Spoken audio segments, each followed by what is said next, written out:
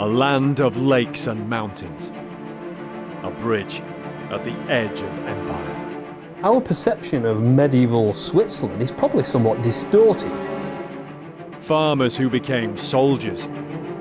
Soldiers all Europe began to fear. Warriors who held back an emperor. You'd kill them as fast as you could, there's no doubt about it. Medieval war. A roll of the dice. The bones of the dead. You lose, you die, you never go home. It was just a slaughter, it was a disaster. In the shadow of mountains, no quarter asked or given. The skulls of Donak. The medieval world. The 5th to the 15th century. Tim Sutherland is one of Britain's most experienced archaeologists. He and a team of specialists try to understand medieval life by exploring the realm of the medieval dead. We have a classic view of the storybook medieval life. We don't hear the stories about the common man trying to keep his family alive. Archaeologically speaking, we can now focus in on the medieval dead people. You couldn't help almost look through their eyes thinking, what did they see? How did they die?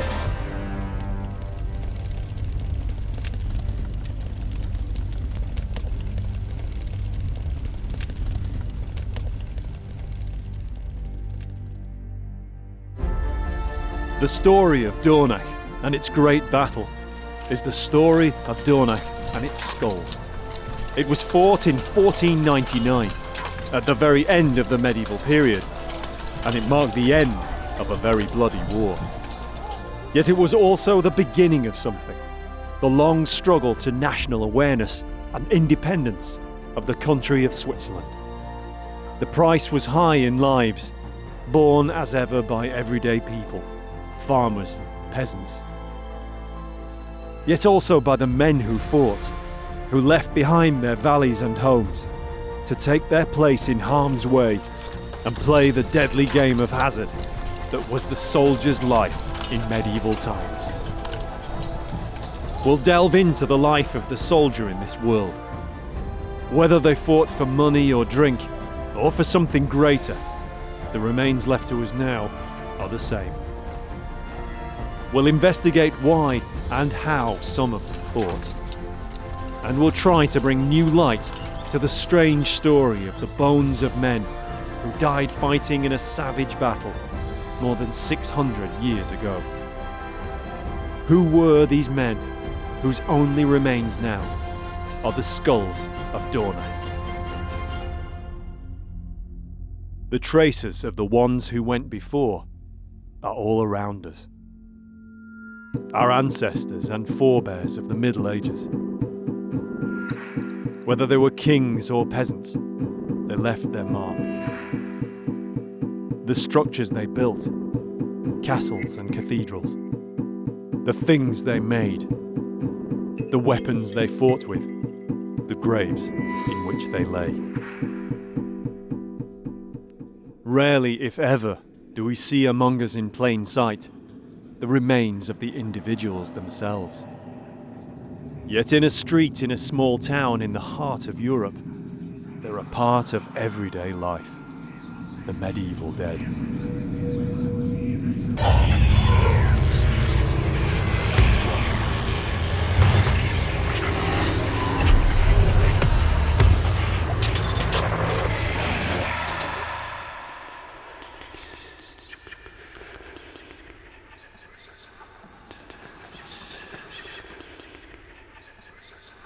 More than 40 human skulls, believed to be some of the dead from the Battle of Donak.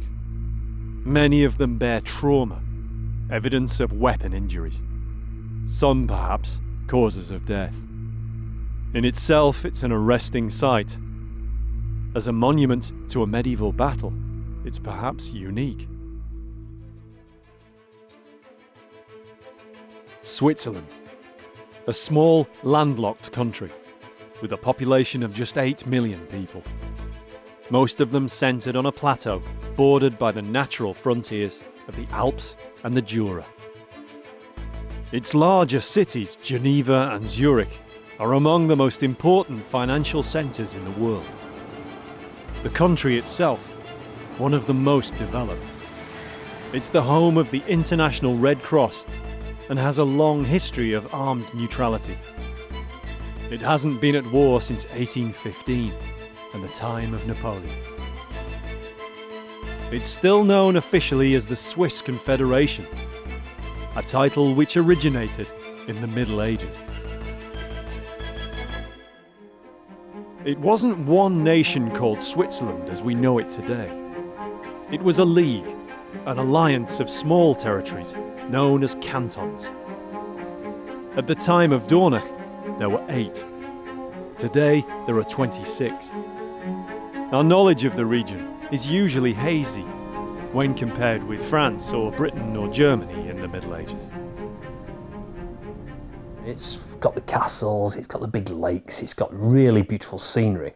And people think they probably know more about it than they actually do. And it's only when you get down to the details you realise that it's a place that was quite important in the medieval period.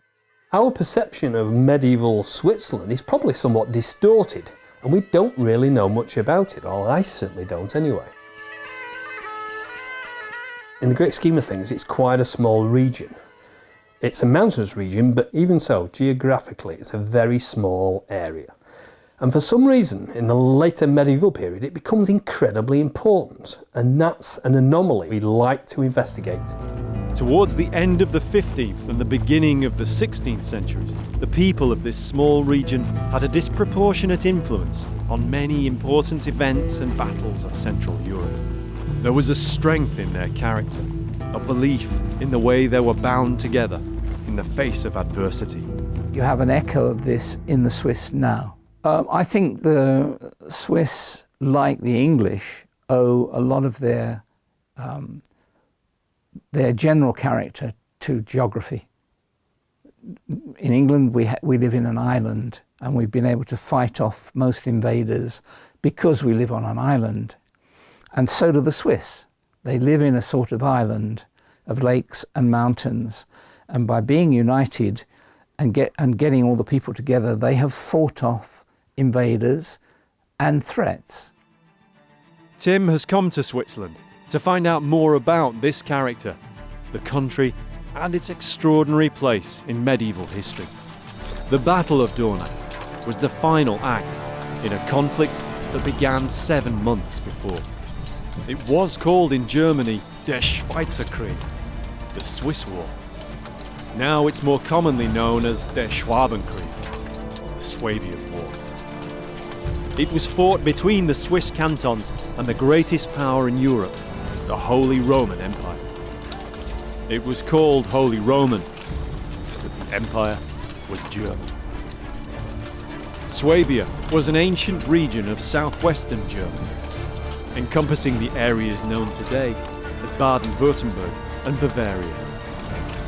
It was the homeland of the original Holy Roman Emperor, Charlemagne the Great, and of several historic dynasties, among them the Hohenzollerns and the Welfs, ancestors of the Hanoverians and the British royal family. Most powerful of all were the Habsburgs, whose king, Maximilian I, ruled the empire at the very end of the 15th century. In early 1499, local disputes came about over control of trade routes through the mountain passes between Swabia and the cantons. Argument turned to skirmish, raid, and counter-raid. Swabia called on the support of its Habsburg king and emperor. The smaller cantons locked arms for mutual support as the Confederacy. The inevitable outcome was war. From January to July 1499, fighting raged through the Rhine Valley to Lake Constance. But if the Habsburgs and Swabians were expecting to crush the small cantons, they were mistaken. Again and again the Confederacy took them on and saw them off.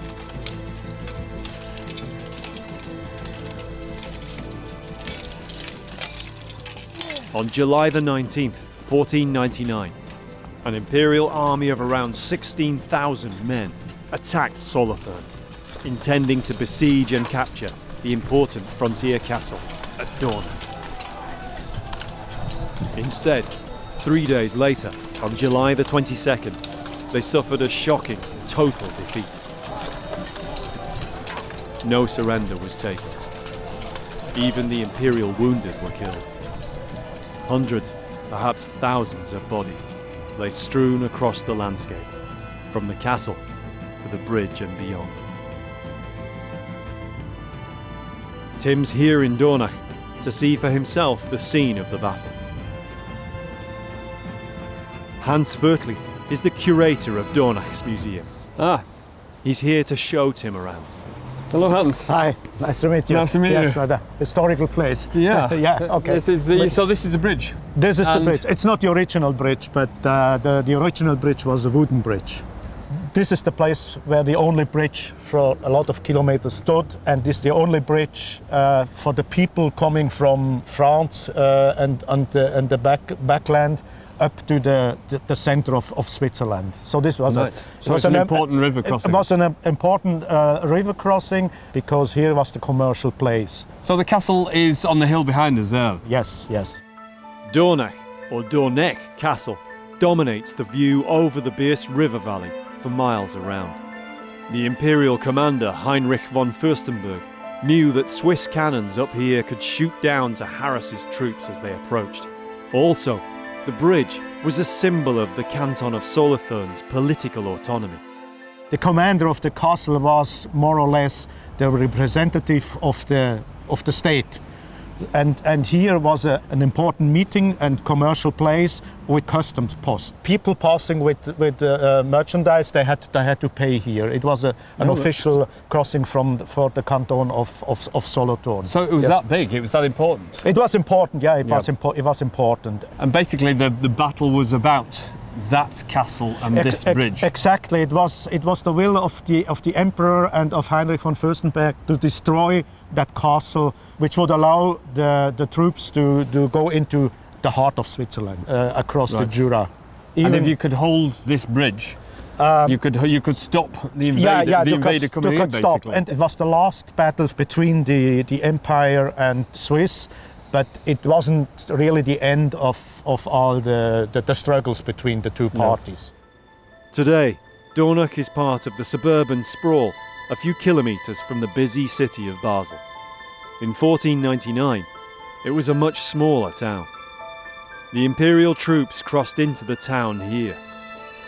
Some climbed the hill to establish siege lines beneath the castle. That left many of them with time on their hands. All around here they fell to drinking or gaming in the taverns and their camp. They had no idea that they were gambling on borrowed time.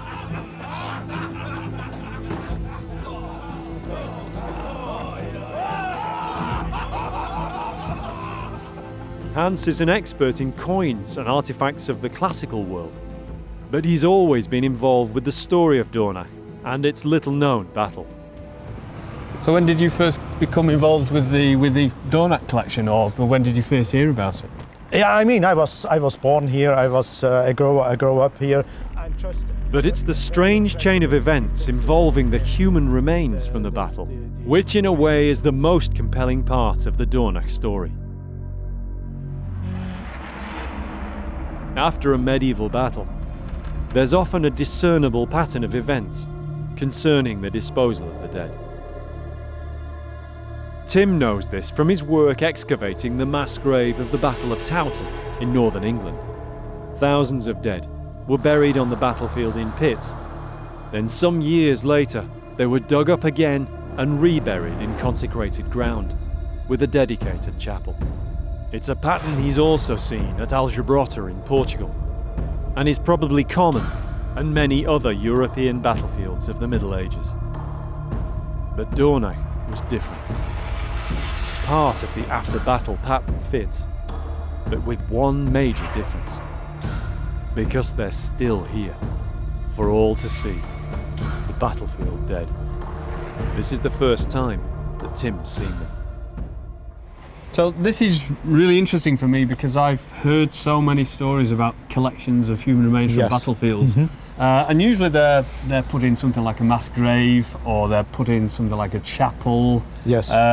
This is really unusual because obviously it's on display, Yes, and apparently it always has been, or for quite a long time. Yes, more or less. I mean, initially they were also in a chapel. The chapel was built in the 17th century between the monastery and the street. And when they constructed the railroad line from Basel to Geneva in 1872, they just demolished the chapel in order to be able to construct the street up to the station.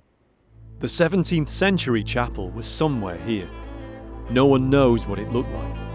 Whatever was left is now beneath the road. At the end of the 19th century, at the time of the 400th Jubilee commemorations, a replacement was built. Much smaller, little more than an elaborate ossuary. But it was only for some of the bones, a fraction of what had been in the 17th century chapel. Before there was no monument, just the ossuary. Yeah. But if you see photographs of the old ossuary, it's quite a tall that's one there. quite a pyramid of skulls. But then, half a century later, the layout was redeveloped again in 1949, when the large, expressionist monument was created to celebrate modern Switzerland's independence. And the unique story of Donak's bones continued. When they built the monument in 1949, that initial ossuary was demolished, and just a few of the skulls were integrated, presented here with the monument. The rest were stored. And these have been here ever since? Yeah, since 49, yes. Right. It's very unusual to have these on display to the general public. For us, it's nothing unusual to see these skulls, and probably today nobody really pays attention to them, even passing by. I mean, a lot of people, they probably do not even know what the monument is for and what the skulls have to do here. I think it's really fitting Yes. that people can actually come up here and contemplate, the memorial, the battle, their own Yes, existence yes, and everything yes, else. yes, And it's yes. in that respect, it's really unusual, but I think it's quite appropriate, really. Life in the small, busy suburb goes on. For someone who spent years searching for the dead from medieval battles, even unearthing them with his own hands, it's taking some time to get used to the monument here. It's very unusual to have a monument of this size and scale, and it's right in the centre of the town. But what's more unusual is that there's a collection of skulls behind, basically in a glass case on the side of the monument. And these skulls are the people who died at the Battle of Donak. I've heard the stories about the skulls of Donak. I've read the papers, the archaeological papers. And here they are, displaying how they died, basically, and what weapons killed them. You can see the huge sword cuts, slashes across the skulls, and all the depressions and the stab wounds, and it's unbelievable. And to have it on display. One of the interesting questions is who these people are. They're evidently the people who fought in the battle. You can tell that by the skull injuries, but we don't know who they are. Just who these dead represent is a question that will take some answering. As for the mystery of where the rest of them are, Hans has been able to piece together some of the evidence. The regional museum of which he's curator, the Heimat Museum, is based in one of Donak's oldest churches. After 1949, some of the surplus bones were buried in the churchyard here, marked now by this sculpture.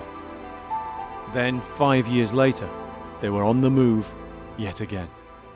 Okay, and then in 54, the bones have been removed and they have been placed in another ossuary down closer to the museum. On the way, they see the churchyard also contains echoes of those earlier, now vanished monuments. So that's the ossuary where they have removed the bones from up here, down here in 54. They didn't exist before. So this is the sarcophagus. So you think the long bones are in here? Yes, definitely. Yes, they have been removed from the small monument up there and put here in 54. And it says here, wanderers, they still... here are the bones of the heroes from the Battle of Dornach 1499. The sarcophagus hasn't been opened since, but Hans believes this is the end of the line for the bones that remained in Donak. The 17th century chapel, 1899, 1949 and 1954. It's curious how these numbers of the Donak skeletons have moved around the town. But it is similar to how bones from many other medieval battlefields were treated. Inside, there's a clue as to who the dead were. Yeah, and now we have the frescoes on the wall, and here are buried the 3 commanders of the German troops, the imperial troops, Heinrich von Fürstenberg, and 2 of his sub-commanders, Heinrich Matthias von Kastelwart and Herzog Bitschon zu Lichtenberg. Von Fürstenberg had gone forward to check his artillery positions in the siege lines before Donak Castle. As you may know, Graf Heinrich von Fürstenberg was one of the first to be killed. People warned him because he didn't put up guards, and when people warned him, he just said, "Why should I put up guards? It will not snow Swiss soldiers here." All across Donak and the German camp, the Empire's soldiers were at their ease. They expected a long but successful siege. When the Swiss commanders saw how careless the German troops were, they were drinking, they were eating, they had music playing, they were enjoying their life, they were swimming in the river.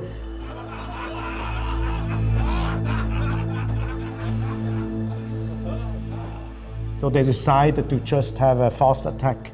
Yeah, and they took advantage of the situation. They took advantage of the situation, and Graf Heinrich von Fürstenberg was one of the first to just be killed. And that gave a completely disaster to there was no organization anymore. That the 3 highest-ranking commanders of the Imperial Army were buried here in Donak is significant. Often in medieval battles, the bodies of nobles were reclaimed by their households for burial on home soil. They sent some monks here to ask, and the commander of the Swiss cantons left the decision up to the commander of the canton of Solothurn, and then they said no, the knights have to stay with the peasants, and that's the reason why Heinrich von Fürstenberg and 2 of his sub-commanders are buried in the church of Dornach. Yeah. I think we've got a clue here as to who these individuals, who these group of people were. Some of the losing knights are obviously buried in this part of the church. They were initially taken off the battlefield, they were brought into consecrated ground, moved on several occasions through different ossuaries until we come to the situation today where we can see them by the side of the road on the modern memorial. They didn't allow the high status individuals to be taken away, and so that's definitely a clue as to who we're looking at. How did the crushing victory come about? Why was it so comprehensive? How was the 16,000 strong, highly equipped, highly motivated army of the most powerful empire in Europe destroyed utterly by the lowly soldiers of the Swiss cantons? Especially as the Imperial Army faced a Swiss force of only around 6,000 men, mostly infantry, with relatively few armoured knights on horseback. Bern was one of the larger cantons in the Swiss Confederation in 1499. Its famous bear is today used as a national symbol of the whole of modern Switzerland. The Museum of Bern houses many artifacts relating to the events of this time in the medieval period. I'm Susan Marty, I'm an art historian and responsible for the medieval collection at the museum in Bern. And now we are in our permanent exhibition, which deals with the history of Switzerland in the late 15th and early 16th century. The leaders of the cantons which came together to fight the Swabian War were realists. They knew they couldn't equal numerically the military might of the Holy Roman Empire, and its armoured cavalry and its powerful siege artillery, but they knew they could count on one thing: the solidity of their own soldiers. Swiss troops of the late 15th century were regarded even at the time as tough opponents, just as the imperial commander von Fürstenberg found out to his peril. The majority of the Swiss were peasant farmers, cowherds. Soldiering and campaigning came naturally to them. They were tough, self-reliant, bound together by loyalty to family, village, or canton. Unlike knights, they weren't used to horses, jousting, or fighting tournaments. They wore relatively little armour, if any. The heart of their strength was not just the weapons they used, long spears, pikes, or polearms, but in the way they fought with them. They were organized strong together in formation in a kind of square, and in the outside they had the pikemen with their long weapons, and in the inner part they had the so-called normal soldiers, and they were really trained to hold always together. Always hold together, even against the best cavalry the Empire could throw at them.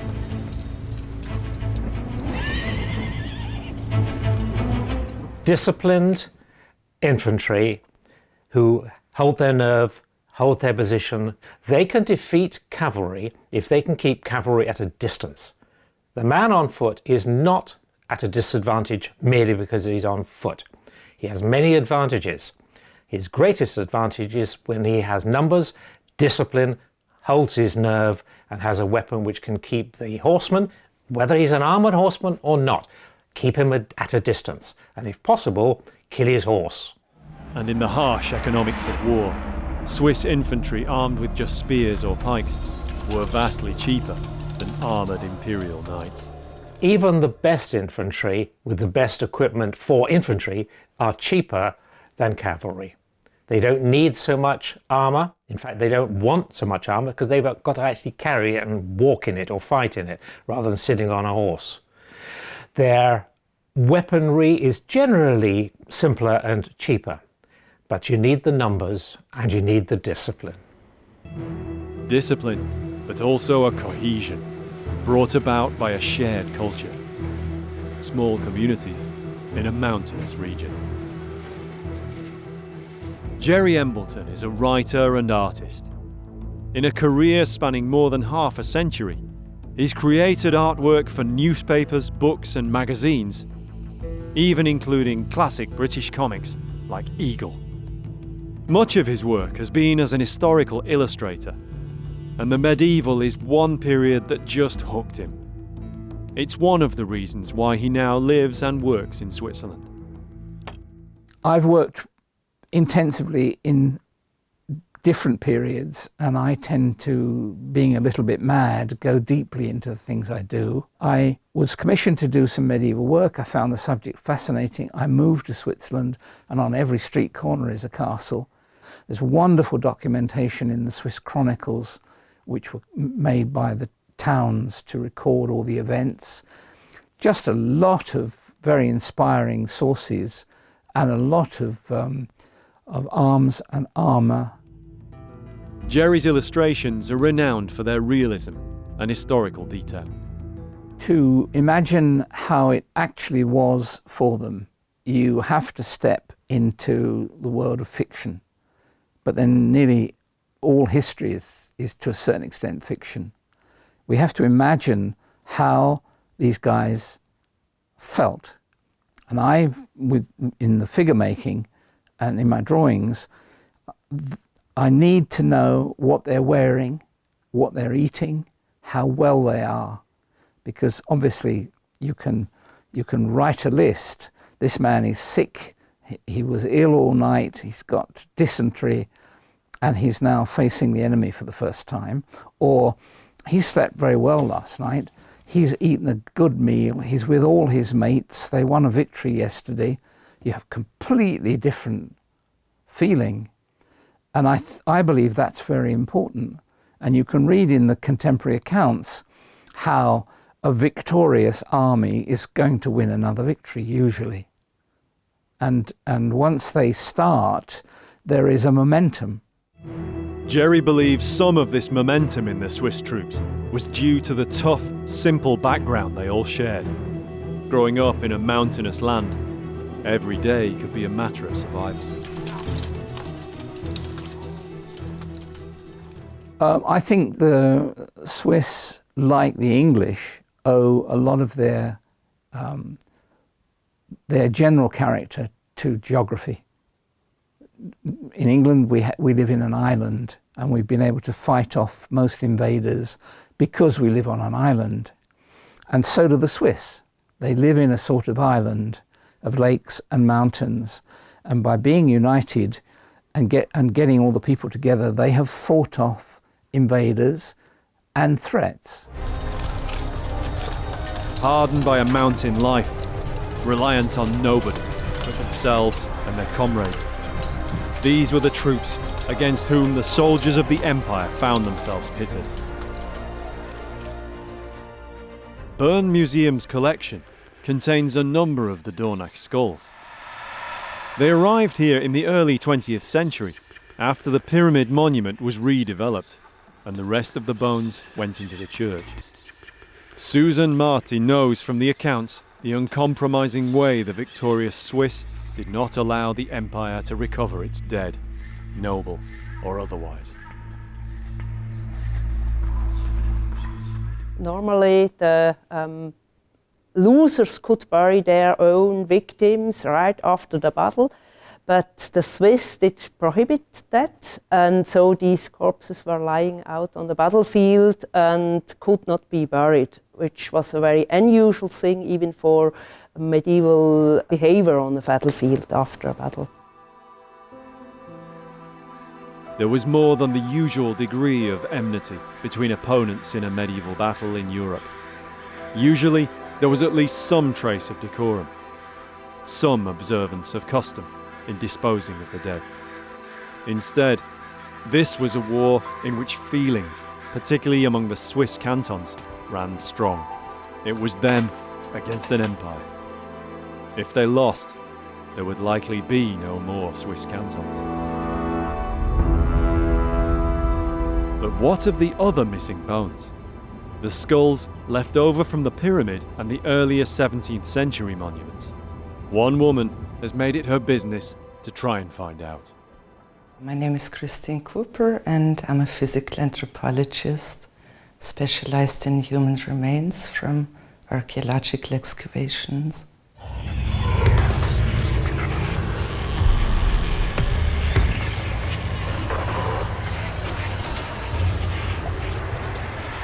Christine became involved with the little-known story of the Donak bones through her study of victims of later battlefields.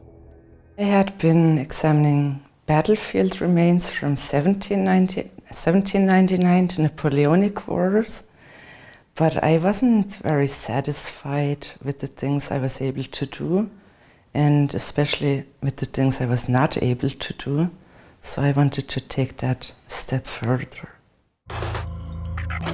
I happened to be in Donak a long time ago, maybe 15 years ago, and I heard that a battle had taken place. And I asked, well, do they have any human remains? But nobody knew at the time.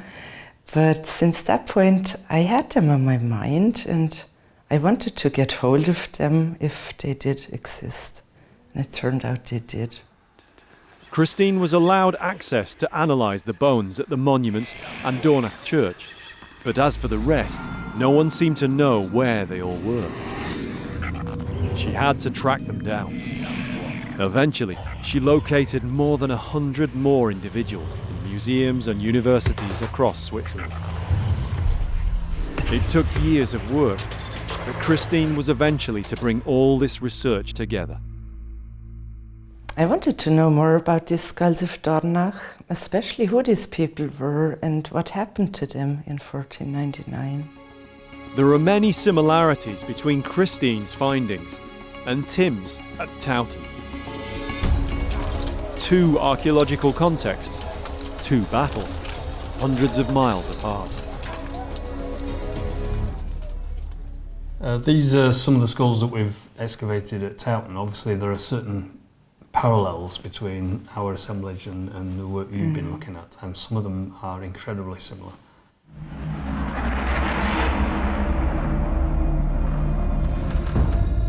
Yet the battles were fought only around 40 years apart, and many of the weapons and ways of fighting and dying were the same. We've also got a significant amount of blunt force trauma, so something like a club or a mace or even a hammer, and that's impacted upon usually the skull as well. So that seems to be similar-ish to what you're getting at Donak.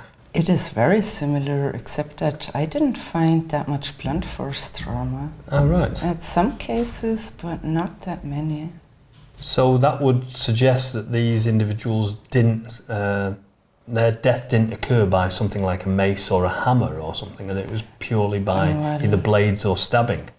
Yes, most of them. I think I had one or two with massive blunt force, but not many. Right. Most of them had the blade wounds that you said, and that was the very biggest part of all injuries. It was mostly these trauma marks, caused apparently by blades, that Christine selected for a careful and ingenious study. So can you talk us through some of these experiments you carried out, please? Okay, I had original weapons of this time copied by a blacksmith, and we just copied relevant parts like the blade of swords, halberds, and the points of pikes and similar things. And then we inflicted injuries on a head model, which behaves like a head of a live person, and tried to reconstruct what could have caused these injuries on the Donak skulls. It depended on the size of the weapon. In the small ones, we were able to drop them onto the head model, and the big ones we had to fasten them on the bottom, as you can see in this case, and the skull dropped onto the weapon. And so we had a defined weight, a mass that came down, and a defined height, so we could calculate the kinetic energy of each of these injuries.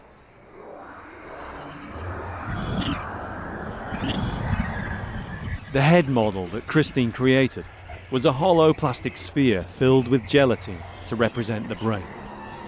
It was covered in a layer of skin made from thin latex. The experiments were filmed at high speed. Most of the results were extremely close in resemblance to the trauma on the skulls. In most cases it was perfect. If we look at one with a blade, you can see that it produces absolutely realistic lesions. And there goes the blade.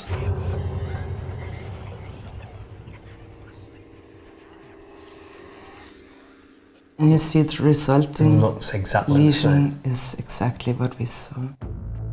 The experiments give a disturbing impression of the brutality of medieval close-quarter combat. Trauma on one skull in particular intrigued Christine. She theorized that it might have been inflicted by a particular kind of weapon, known to have been in use at the time of the Battle of Donak.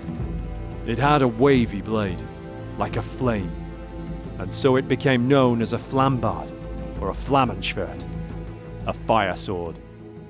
I wasn't sure what might have caused those lesions, but I saw them again when I did this experiment with one of those blades. So you carried out an experiment with a blade of that type, and it produced the same injuries as it did on the skull. That's exactly fantastic. The same. So if we can see that here then. There it Oh yeah, comes. I can. Yeah, I see what you mean. That's very distinctive. I've never seen anything like that before. Yeah. I saw them only on one skull, so I don't think they were used very commonly. That must in be this very fashion. rare. Yes.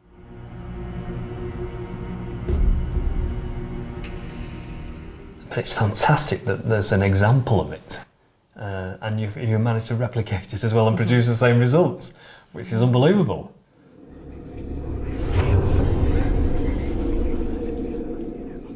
I think that's great. And that's exactly what you saw in the injury. Mm-hmm. If it was too deep, you'd never see that double indentation, would you? So I presume it's under ideal circumstances, or it's just shallow enough to show the double depression and the double cut. So it's unbelievable that there really is evidence for that. I'm really impressed with that, so that's fantastic. Flammenschwerts are often depicted in images from the period, but they were thought to be used just for display or parade.